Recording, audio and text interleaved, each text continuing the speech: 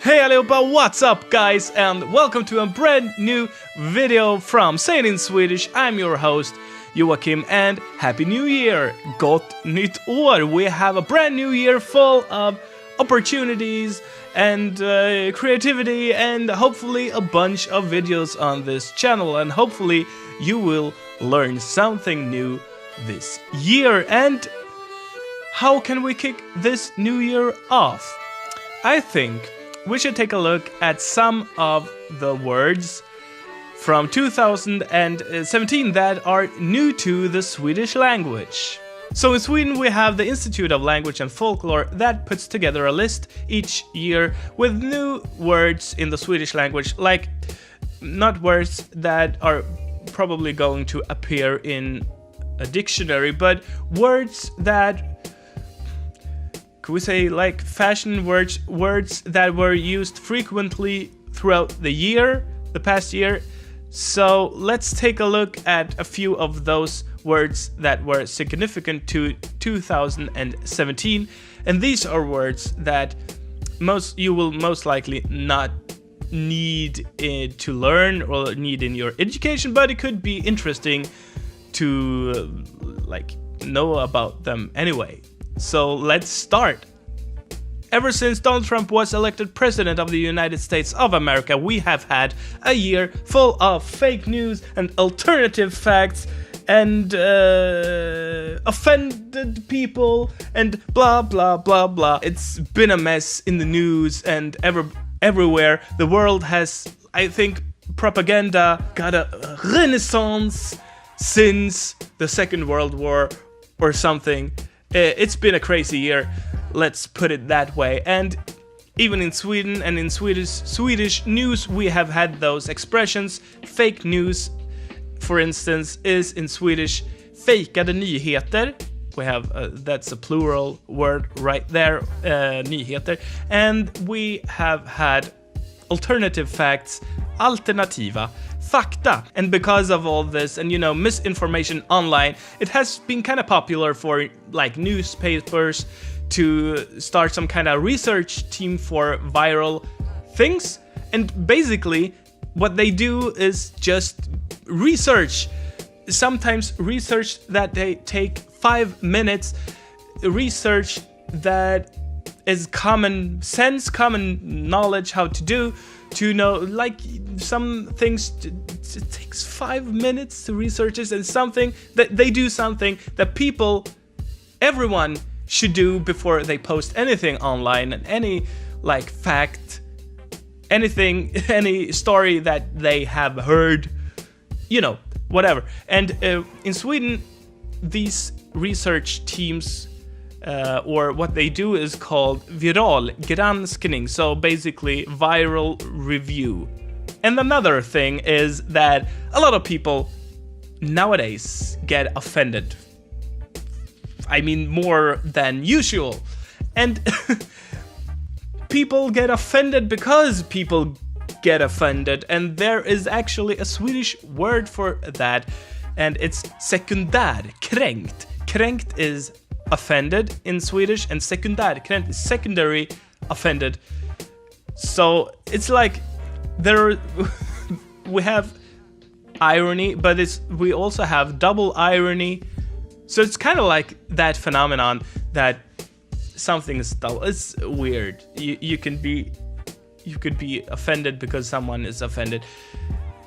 And probably, I guess, you could be offended because that person gets offended because you get offended. So I guess we could have a triple...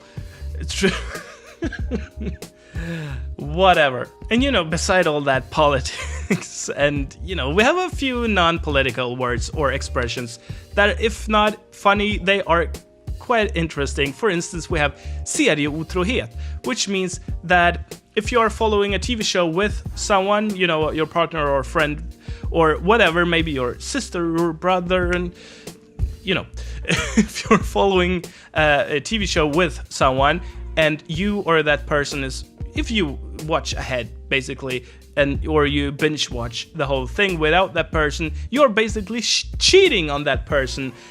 And that's what it's called. It means TV show cheating. And then we have the very interesting verb plogga, which means to jog, but at the same time you are collecting rubbish. You know, if you are jogging in the forest, you're collecting a bit of rubbish on the way. You know, cleaning your path, which is a very noble thing to do, I must say. And in this case, you are not just jogging, you are plogging. So plogga. And then we have the word killgissa, which is a compound of kille, which means guy, and gissa, which means to guess. And basically, I guess people think this is something that men or guys do. It's to like explain something to someone as if they would know what they're talking about, but in reality, they are just guessing.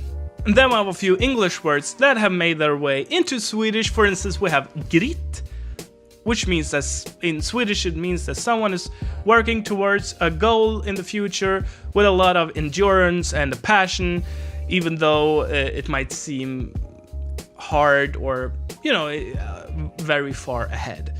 And then also, of course, we have the verb to dab. To dab. To dab. Yeah, it's something that most people think want dead. And in Swedish, we just made a regular group 1 verb from dab. So dabba. And of course, lastly, we have the word cringe, which is, you know, a regular English word, but it's kind of a fashion word today, or at least, yeah, last year. Let's hope that this expression dies. It's terrible, and you will see it online mostly. All the kids are doing it. They are, and you will see the word, especially like on YouTube, if someone is doing something that people find cringy and it's overused. It's just wrong.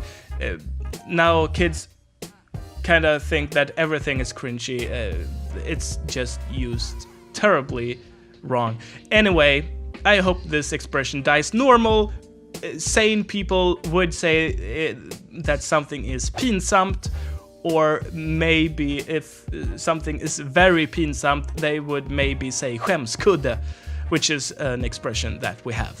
Alright everyone, I really hope that you enjoyed this very first video of 2018, and thank you so much for last year. We reached the 1000 subscriber milestone, and thank you for watching. It's been a pleasure to make videos for you, and we have a new year now with a bunch of possibilities and creativity, and let's make this year count together, and hopefully you will learn something from me and my videos. If you want to be a part of the Say It in Swedish community, you can check out our Discord server. Link is in the description down below. There you can talk to me and other viewers as well. And if you want to learn a bit of Swedish, you can check out my free audio lessons on sayitinswedish.com, as well as vocabulary lists. And we will see each other there and in another video. Take care. Bye. Hej då!